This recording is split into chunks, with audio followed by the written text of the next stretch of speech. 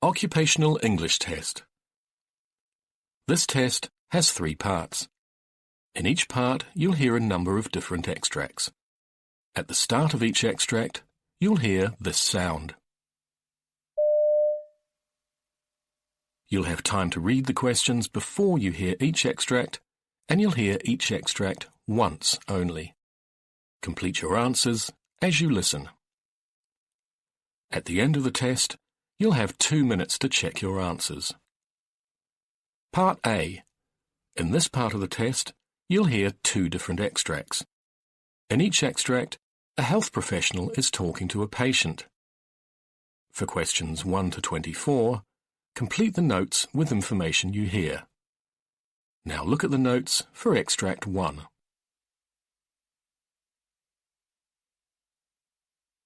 Extract 1. Questions 1 to 12. You will hear a doctor talking to Phoebe regarding her condition. For questions 1-12, complete the notes with a word or short phrase. You now have 30 seconds to look at the notes.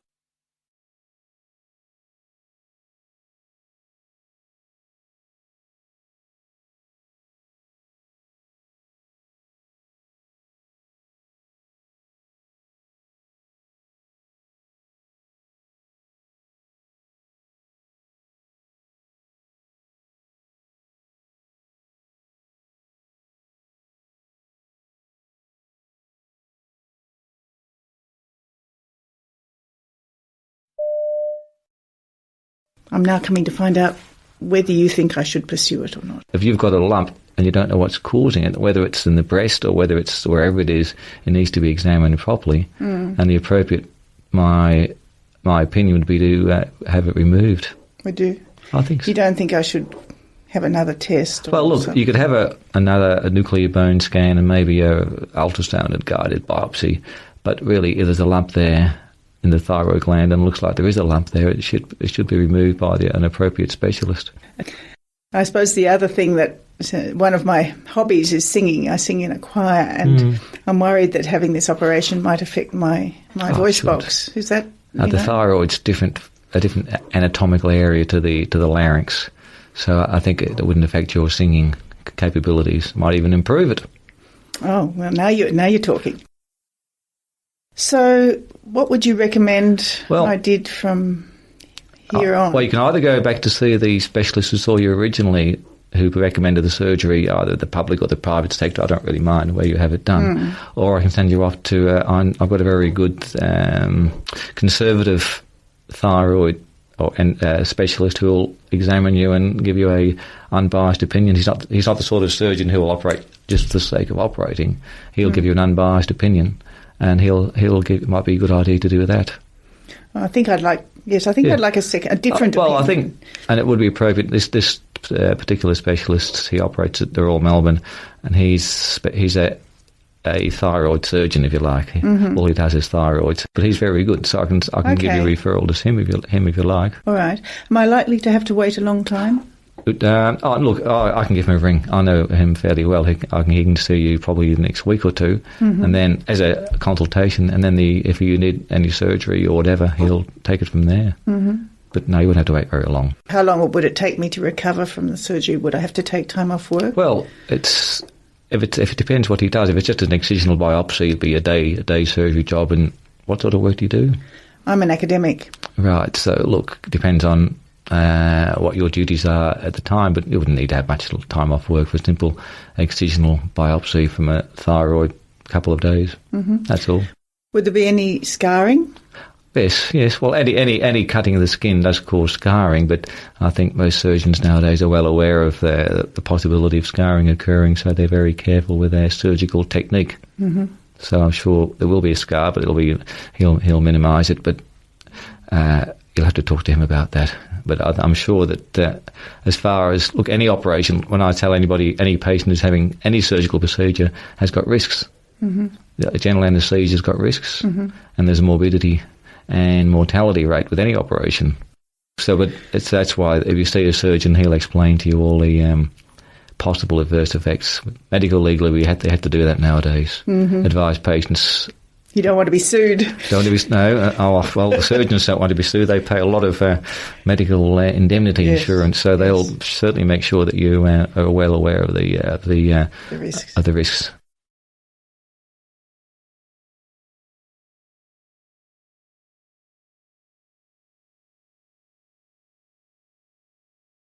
Extract 2. Questions 13-24. You will hear a physiotherapist talking to Kelly who complained of lower back pain. For questions 13-24, complete the notes with a word or short phrase. You now have 30 seconds to look at the notes.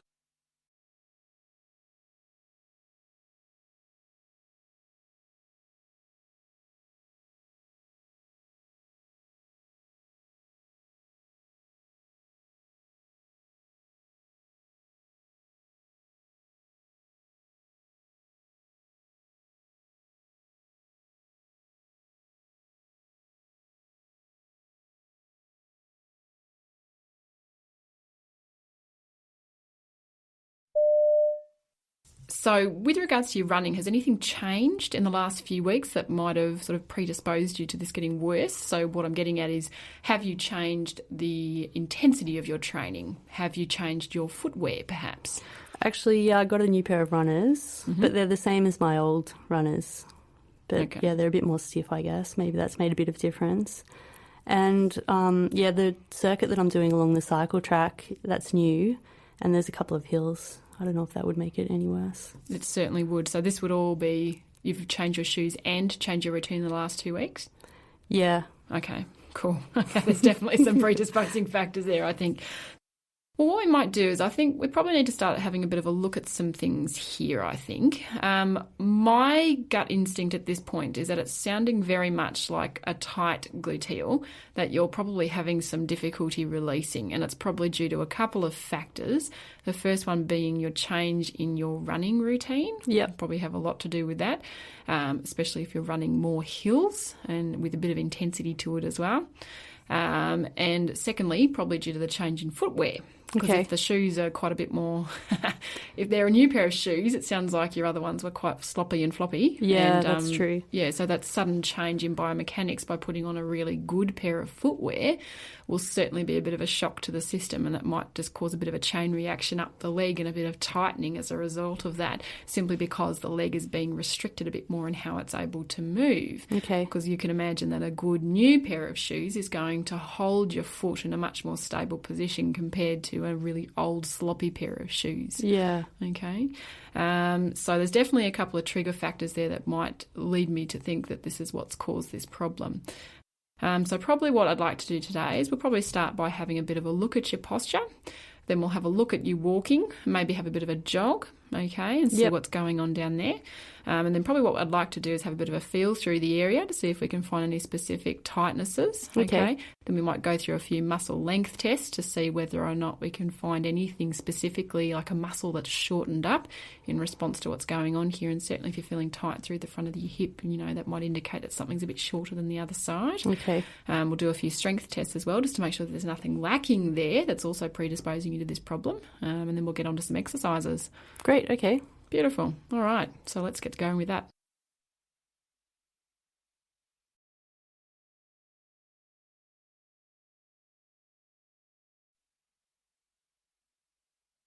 That is the end of Part A. Now look at Part B.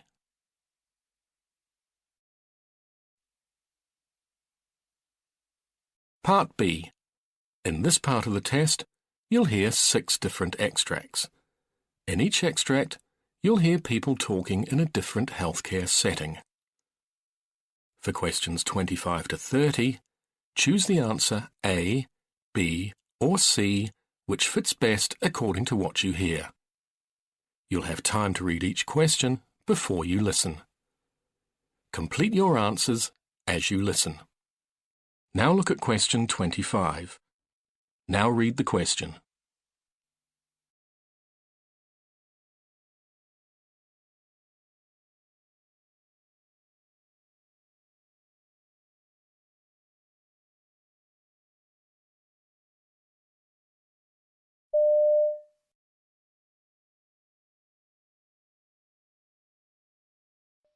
Okay, so remember now this one is the anticoagulant, which we spoke about when you first came in, and basically it means your blood will take longer to clot, so it means you'll have an increased risk of bleeding. It's once a day for 35 days, so it'll be another 30 days or so, because you've had a week since you've been in. If you do notice any signs of bleeding, stop taking the tablets and make sure you seek medical attention as soon as you can, okay? And we've got your painkillers here as well. So, do you remember as well we spoke about changing from your strong painkillers to the individual bits? So we could drop one of them. Exactly. So we've got your paracetamol, which is 2 up to 4 times a day when you need it, and your dihydrocodone, which is 1 or 2 up to 4 times a day when you need it. So that's the stronger bit, okay? And if you keep on with paracetamol, that'll give you a good kind of background pain relief. And then when you need it, you've got the extra bits of dihydrocodone to go in. Okay. Okay? And not to take them with anything else with paracetamol in them, okay?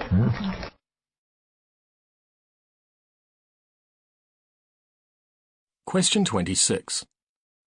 Now read the question.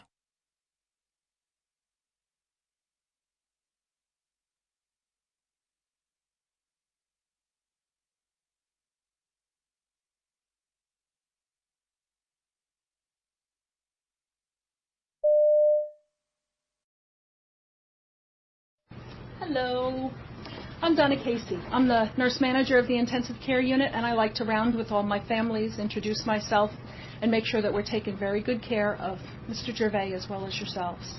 How are things going? It's a tough time. It is a tough time. I'm very sorry. I'm very sorry. But you did fantastic on rounds. You really know what your dad wants, and that makes a huge difference. And that's important to me, that we fulfill his wishes of what he wants. Okay, we will do that. You're a loud voice for him. That's wonderful. Do you feel like we're taking good care of him, the nurses, the doctors? Yeah, everybody's been very helpful in answering all our questions, and everybody seems available for us. Yes, very available. That's very important.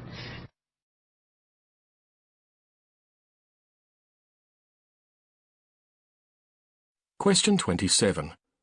Now read the question.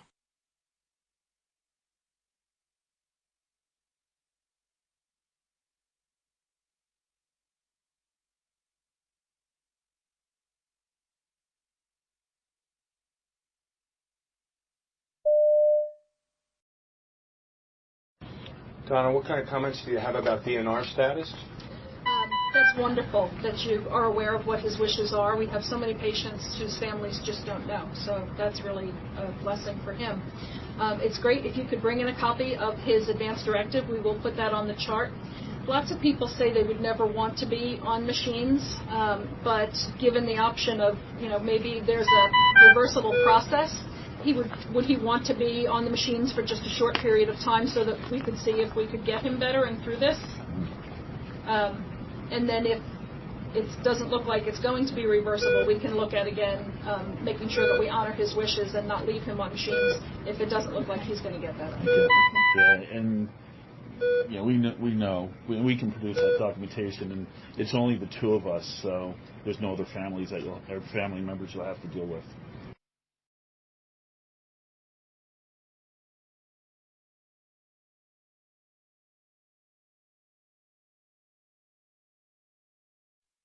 Question 28. Now read the question.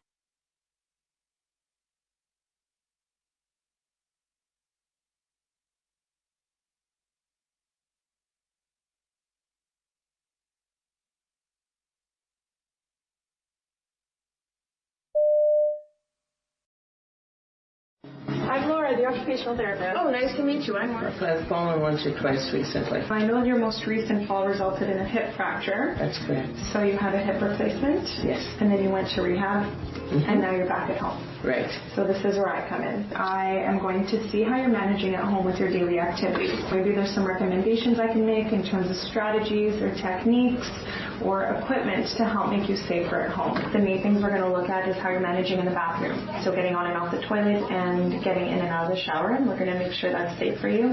And we're also going to target the issues of nighttime incontinence and having to get up to go to the bathroom a lot. And also I would like to adjust a walker properly for you and have you try that to see if that can help. Okay, let's go. Great.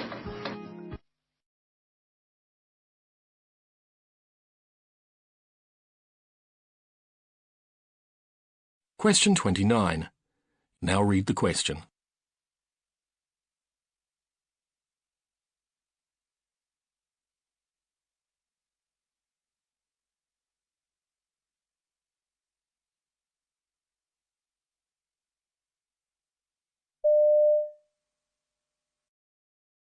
Hello. How are you today?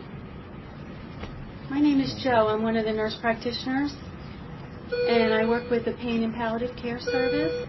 I was wondering if I could talk to you for a couple minutes. Sure. Yeah, please. Palliative care, in this regard, we would be talking about some of the things that your goals for your father and your husband.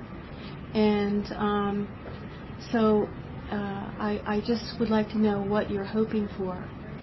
Well, we've been telling the nurses and the doctors that our biggest concern is that he's comfortable and not in any pain. So I think what I need to do now is just go finish talking to the rest of the team here, and we can get this going. Thank you. Okay? All right. Thank you very much. Well, I just want to thank you so much.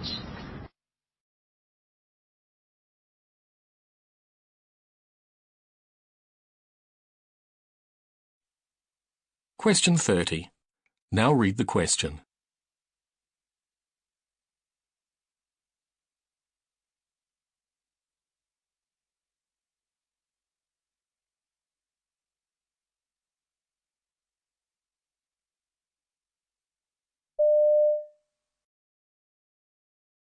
Hi there, Mr. Smith. Oh, hello. Hi, just stay there, you're fine. Thank you. My name's Julie, I'm one of the pharmacists. Do you mind if I have a quick seat? Is that okay? Not at all. Okay. I was just wanting to check, were you on any medicines before you came in at all? Yes, I have all these. All of these, yeah. That's obviously for my blood pressure. Yeah. That's cholesterol, and I also have some fairly strong painkillers, but I haven't brought those. Painkillers as well. Okay, that's fine. And each of these, do you just take one in the morning? Absolutely, yeah. Is that right? So we've got 2 blood pressure ones in the morning and your cholesterol one. Has anybody ever said the cholesterol one, it's actually better to take at night? No, that's not what I've been advised, but are you telling me that? It is, yes. Okay. It's more effective if you take it at night, which is why we normally advise it like that. Okay. Are you happy to switch over to that, yeah? Cool, I'll get the doctors to write it up that way.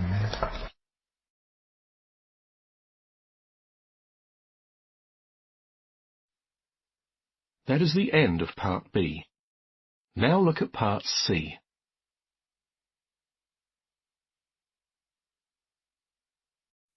Part C. In this part of the test, you'll hear 2 different extracts. In each extract, you'll hear health professionals talking about aspects of their work. For questions 31 to 42, choose the answer A, B, or C, which fits best according to what you hear. Complete your answers as you listen. Now look at Extract 1. Extract 1, questions 31 to 36. You now have 90 seconds to read questions 31 to 36.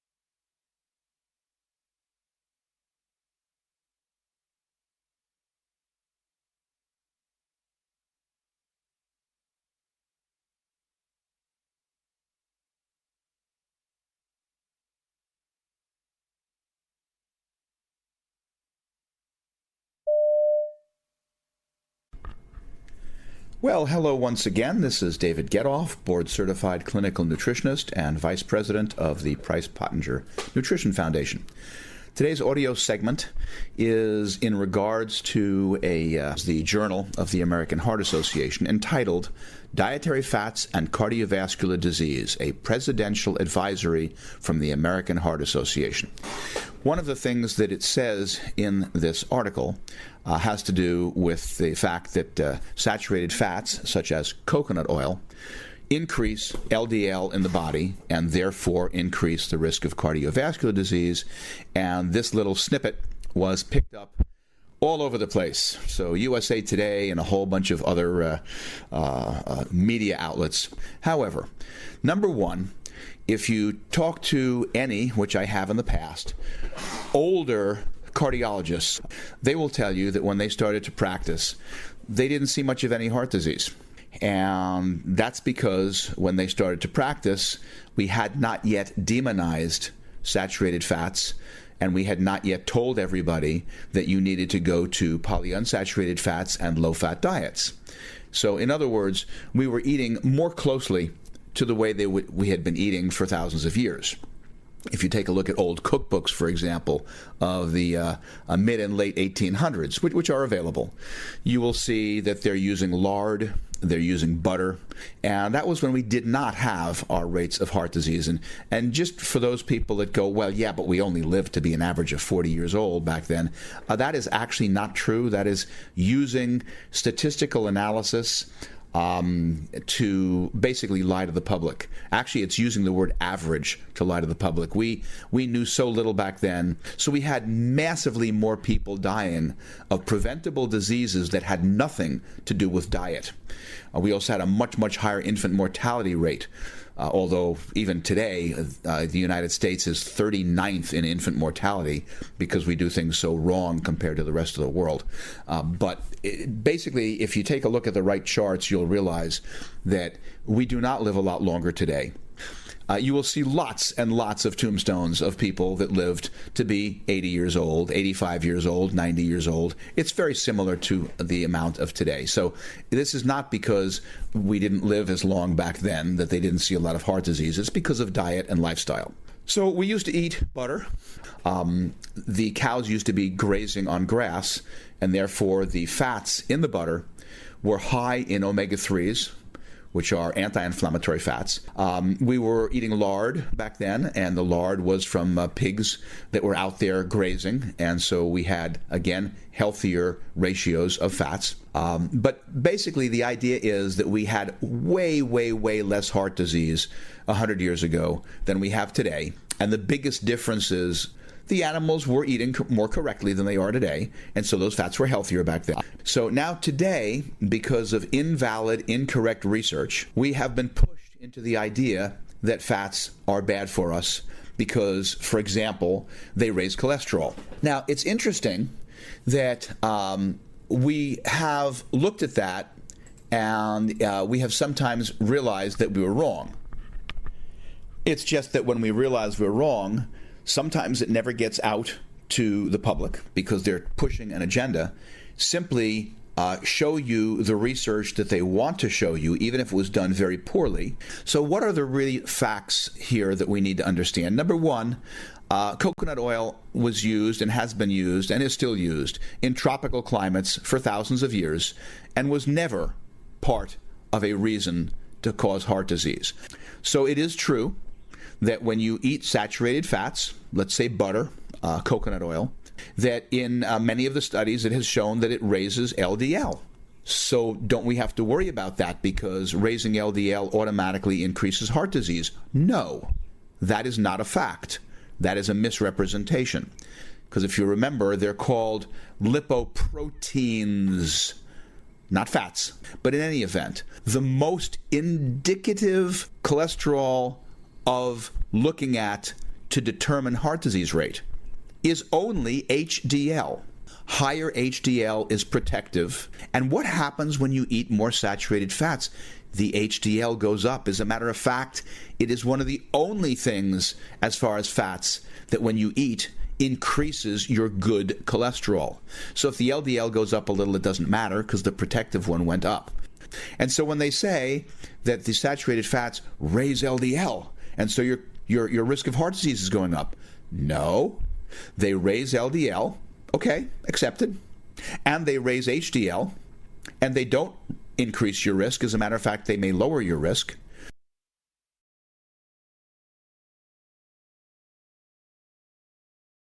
Now look at Extract 2. Extract 2, questions 37 to 42. You now have 90 seconds to read questions 37 to 42.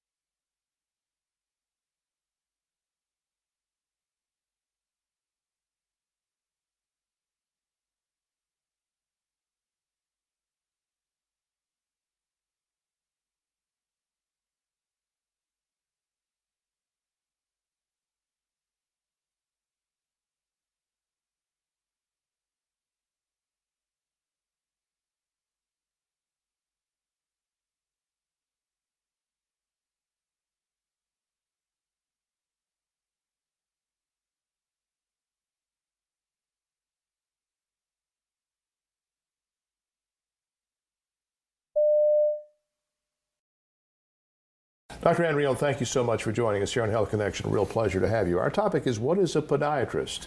Well, any doctor can treat a foot problem, but a podiatrist is specifically trained to treat foot problems. That is what we focus on, and that's where our specialty is. What are the qualifications of a podiatrist and a doctor of podiatric medicine, and how's it different from being an MD? Well, we go to 4 years of undergraduate education, followed by 4 years of medical school. And the second 2 years of our medical school training, we actually start dealing with surgical intervention, surgical training, and specifically with the foot. Then we further increase our knowledge and our hands-on skills in 3 to 4 years of podiatry residency. What are the common reasons a patient should see a podiatrist? Well, any pain in your foot that's just not going away after a couple days, it's better, in my opinion, to have it looked at, because sometimes you don't know the difference between something that might be short-term and go away or something that might be a lifelong problem. And sometimes the longer you wait to actually fix a problem, the longer it takes to actually solve the problem. Why is it important to see a podiatrist at the first sign of trouble with your feet? Well, the first sign of trouble can be an indicator that something's wrong. And like anything else, you want to get to it before it reaches a point where there isn't an easy cure or an easy fix to the problem. Why do diabetics have problems with their feet, and why are diabetic foot problems so dangerous? Well, with diabetics, they tend not to heal so well because, diabetes is basically an autoimmune disease. Their body cannot deal with pathogens as you and I can. Sometimes that high blood sugar level will actually attack, starting in your feet, the nerve endings, leading to numbness, burning, tingling, problems like that. It's an indicator that something's wrong. So if you have these symptoms, it might be an indication that you might need to do something. And when they have these injuries, they just start compounding over time, and then their body can't fight it off, and it can end up being a life-changing experience. Let's talk about some of the more common problems with feet. What comes to mind? Bunions, ingrown toenails. What causes these things, and how do you treat them? Well, in the case of a bunion, it's basically an imbalance of the foot. You'll see a majority of patients who have usually a flat foot, in which case the tendons that balance the big toe joint, there's one on either side, and it's either pulling the toe one way or the other. In a normal foot that has a normal arch, the tendons are very normally balanced. However, when in a flat foot, it allows one of those tendons to gain an advantage, and it starts pulling the toe over. So some people say, oh no, I have this bump that's growing on the side of my foot. What is it? And typically that's the bone right in behind the toe, which would be a bone in this area of the foot, that starts to shift over. And that imbalance causes the bunion. And those can be surgically treated. If caught early enough, sometimes even an orthotic in the shoe, which is a means of supporting the arch, can keep that from becoming worse. Ingrown toenails, what about them? See a lot of those. Some are self-inflicted. Some come from like pedicures, getting a pedicure when someone decides they're going to dig in and try to get a painful ingrown toenail out and can't quite get it all out. Or sometimes it can be improper shoe gear, which pushes on the side of the toe, or sometimes in kids that are growing, they don't realize that their feet are growing so fast and their shoes are too small, and all of a sudden they'll get red and hot and swollen on the side of their toe. And sometimes there's a simple little procedure we can do in the clinic and remove that toenail so that it's not so painful anymore. Recently I saw an article, or read an article, or was quoted an article of Sarah Jessica Parker, who was quoted talking about her experience on Sex and the City, and she said, shooting that show and having to be dressed up all the time, the high heels ruined her feet. Let's talk about those kinds of shoes. High heels and flip-flops, dangers attendant to both. Well, that is a good one. High heels are pretty good for our business. The high heel pointed toe shoes can be pretty severe to a foot. And another cause of a bunion is actually shoving the toe over, which can be symptomatic of a high-heeled shoe. Another problem that we see quite often with the high heel shoes are neuromas. Neuroma is an enlargement of the nerve that, as it runs in between the long bones of the foot and then separates to go to each toe. It's what gives you your feeling in your toes. When you have that high heel, it just puts all the pressure of your body and all the force right on the ball of your foot. And this can cause inflammation over time of that nerve. And they'll often complain of numbness or feel like they're walking on a rolled up sock or a ball in their shoe. And this can be kind of difficult to deal with at times until you get it looked at. And sometimes the problem can be simply taken care of with an injection or anti-inflammatories, and usually with changing shoe gear.